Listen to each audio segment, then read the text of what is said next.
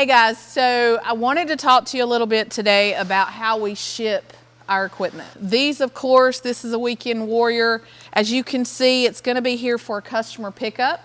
You guys are more than welcome to save on shipping if you're able to come by our shop and pick up. But this is how your machine, when you're doing a customer pickup, will be presented. It's going to be wrapped in plastic.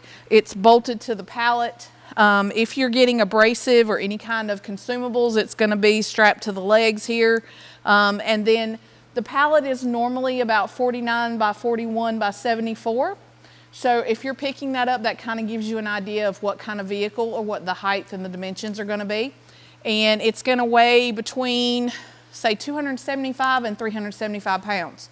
If you get into the metal cabinets, of course, that's going to be a little bit different, and we can discuss that on a case-by-case basis. So what we have here is, in our shipping department, cabinets that are going to ship are LTL, so it's less than a truckload. It's going to go out either, as you see, Estes or ABF or Southeastern, something along those lines.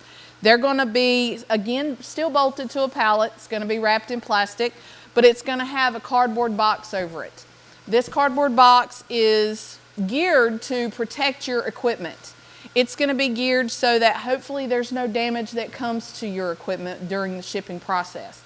Now, that being said, please make sure that you're inspecting your equipment before you let the drivers leave. If there's an issue, please note it on the paperwork. Please take pictures of it and give us a call immediately. What we want to do is make sure that we are holding any of the shipping companies accountable for any damage that's going to happen to your machine, and then we're able to take care of you and your equipment. So again, if you have any questions, please don't hesitate. Give us a call, 828-220-4967. Thank you so much.